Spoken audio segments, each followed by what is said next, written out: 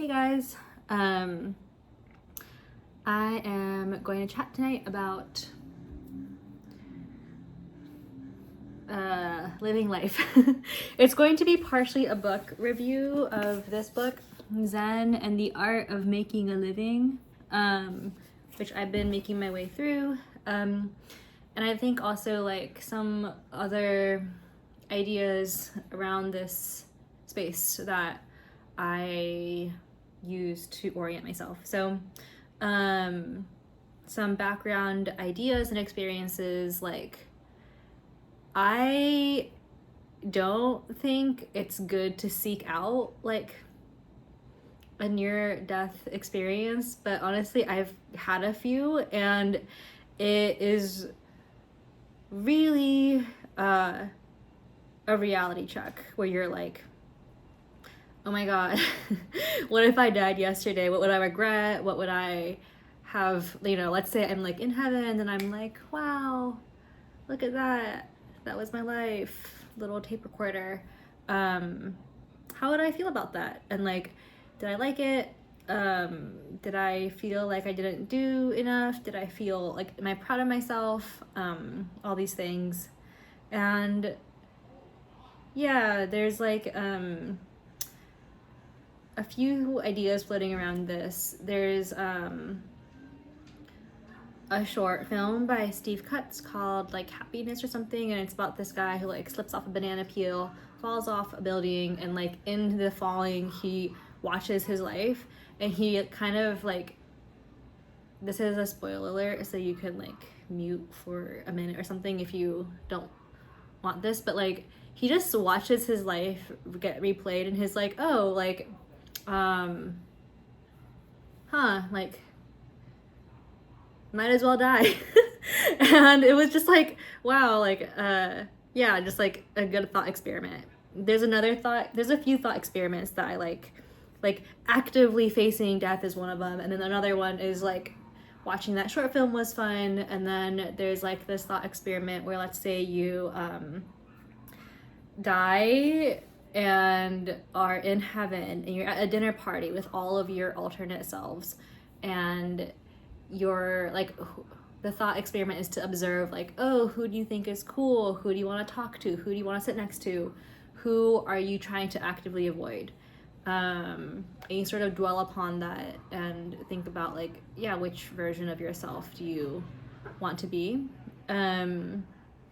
I feel like I've probably referenced these other two a lot in my videos, but one is like the Viktor Frankl quote. There's a few Viktor Frankl things. One is like the quote of like, oh, let's say you've already lived your life once and fucked up. And then you come back and you're like, this is your second chance. Like, how do you live your life then? There's also the movie Mind Game by one of my favorite directors, Masaaki Yuasa, where he like basically gets that second chance, and like he does it a whole different way, and it's like so colorful and interesting. But there's like this amazing scene about like dying and talking to God and being like, oh my god, like I just died, and just really regretting it and like wanting to go back and have a second chance.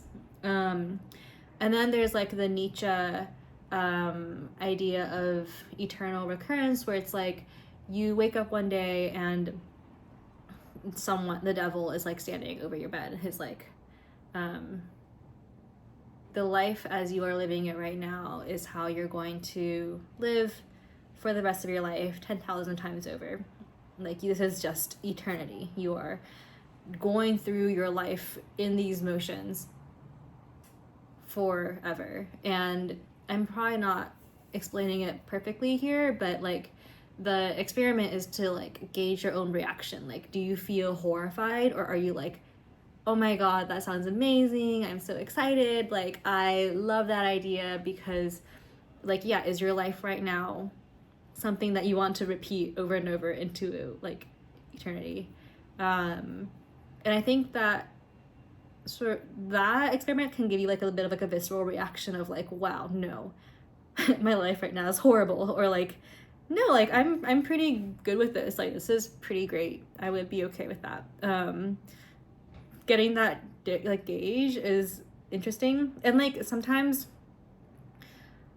there's a while where you're like, no, like I am sacrificing right now in pursuit of a larger goal, and that's great.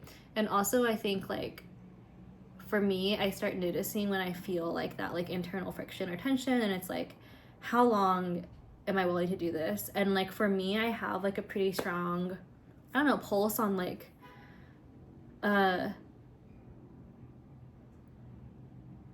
is my soul, is like this essence, this like fire, is it slowly getting smaller and smaller? Like am I sort of dying actively by this sacrifice? Am I, or is it like, and is whatever that goal is it worth it? Or is it like, no, I like can't do this anymore because I am going to become like a hollow person. And so there's like another poem that I like, The Hollow Men, that pretty famous, but it just talks about like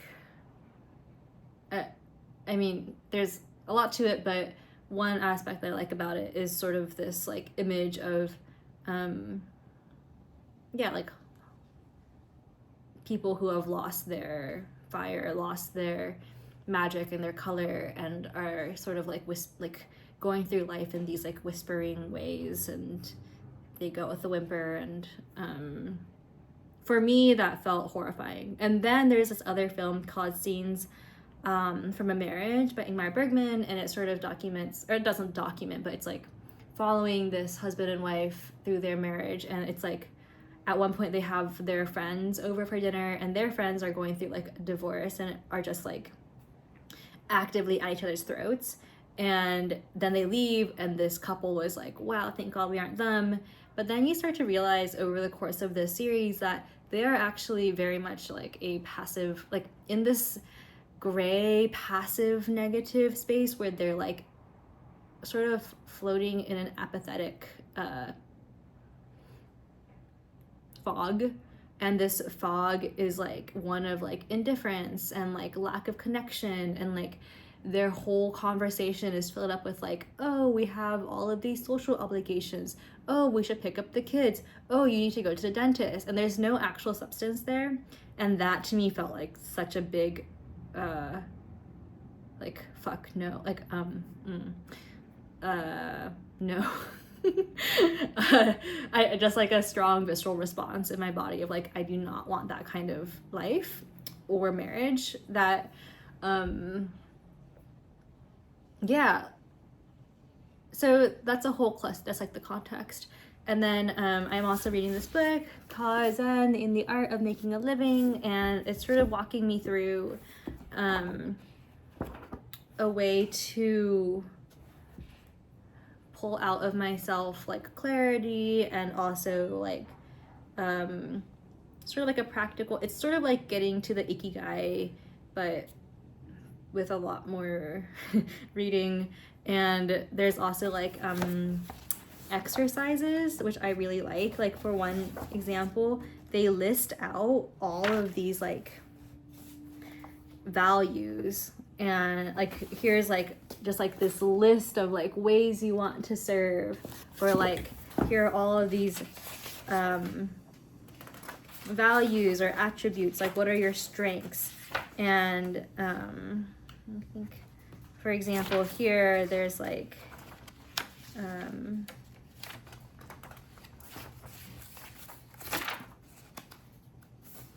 it just has like this quiz where you can write down, like you can like look at all of these ability to like, is it focusing? It has like these exercises, and it has almost like an audit of things, and then you can just mark off like, oh, I feel like I am good at this or I'm bad at this.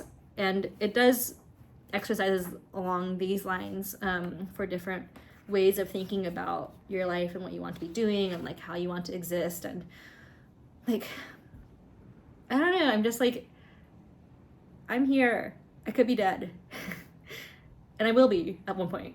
And like for me it's like such a joy. I think, okay, I also did this art experiment where I laid in a grave, and I've done a lot of different kinds of like sort of reenacting some kind of death experiments.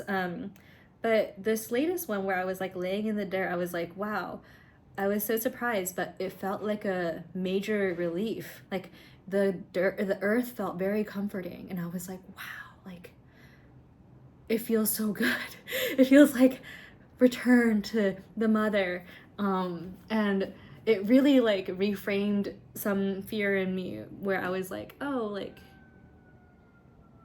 I don't know, it just felt really good.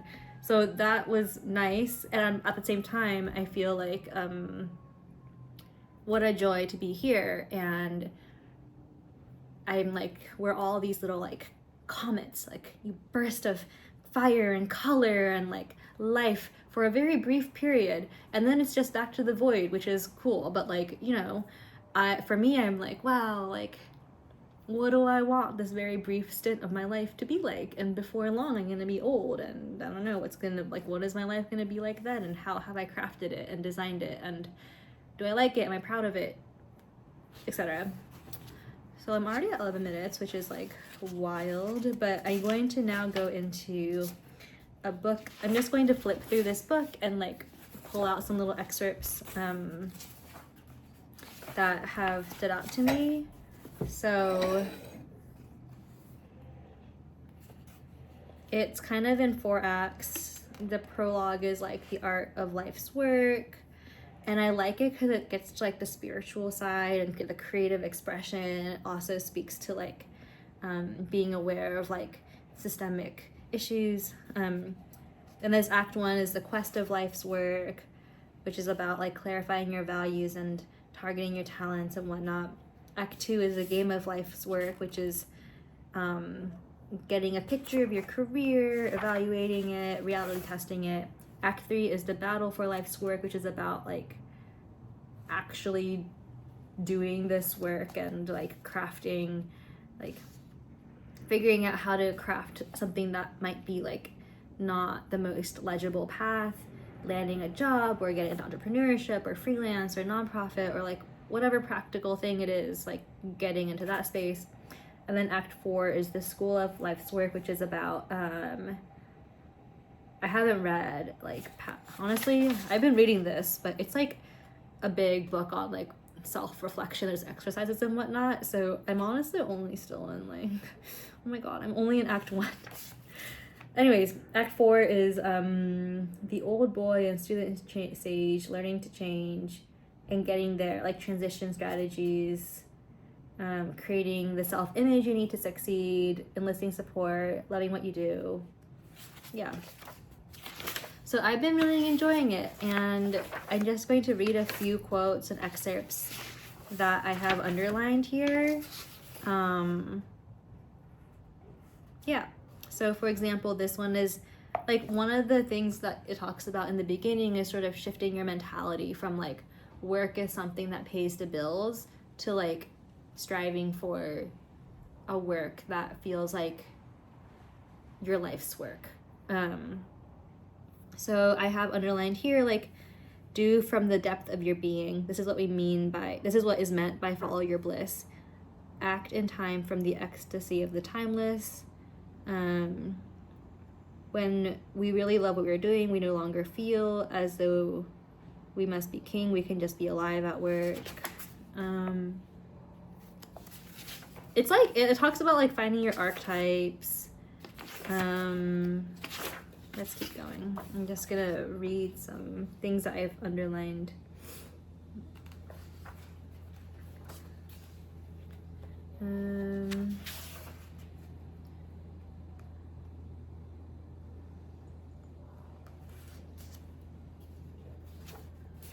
It sort of talks about like moving away from the model of like being a king towards like being an artist. Be here now with what is and play with the stuff of your life. If you have 12 crayons in your box, use your creativity and resourcefulness to make the best picture you can with these. Don't spend your time worrying that someone else has 48 or 64 crayons. As you are basically adequate to life. You are adequate to life because you are life. The sky is adequate. It has the sun and moon. It has stars. Not too many, not too few. It's like you belong as you are. Wow, I underlined a lot here.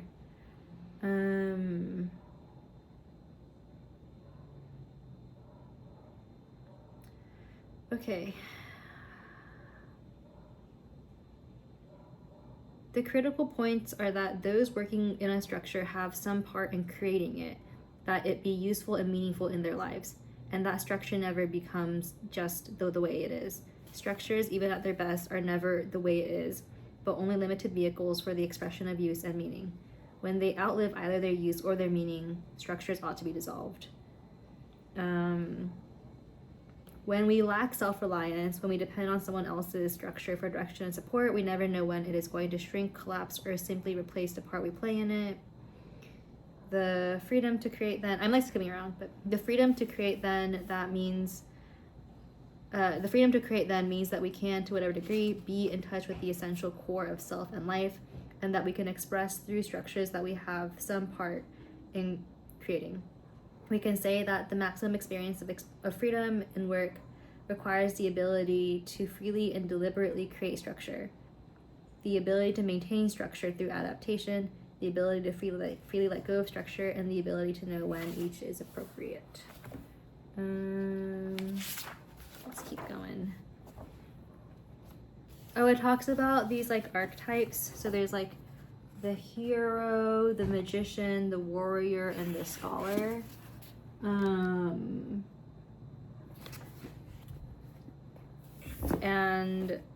like the power of making decisions, the creative power of imagination, the creative power of aggressive action, the creative power of learning and teaching, and sort of like this hero's quest type stuff.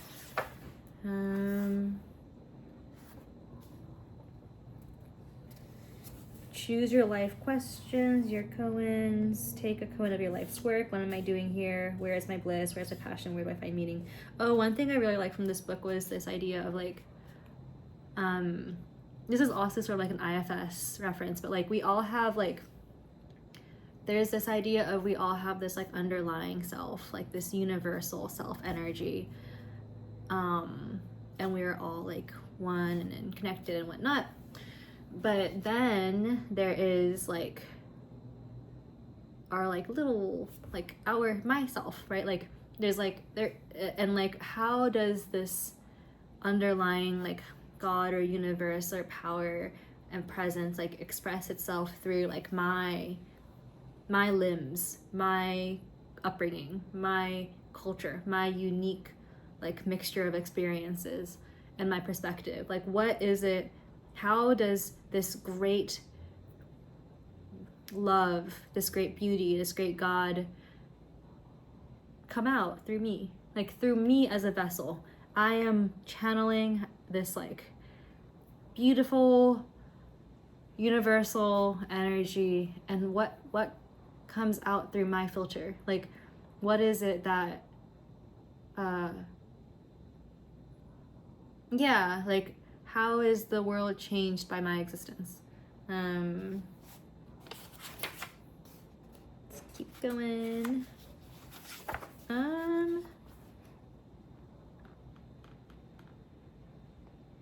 Wow, I've really underlined a lot. The greater our avoidance and denial, the less energy we have to create with, and the more we will tend to feel like victims pushed around by life.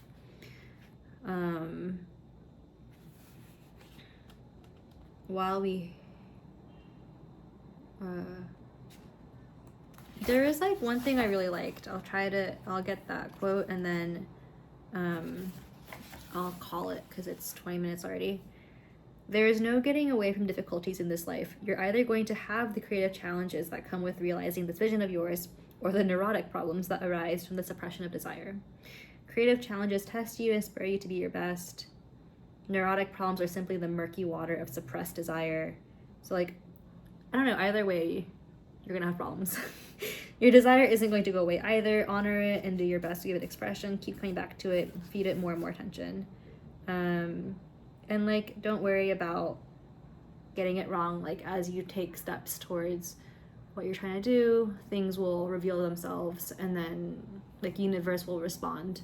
So yeah, I really enjoyed talking about all this tonight, but if you made it to here, great. Thanks for listening. I will link everything I referenced. Yeah, I will do that. And yeah, like, subscribe. Feel free to contribute to my Patreon. I would really like that. And also feel free to like follow me on socials and get to know me through like Twitter, or like Substack or YouTube, you know.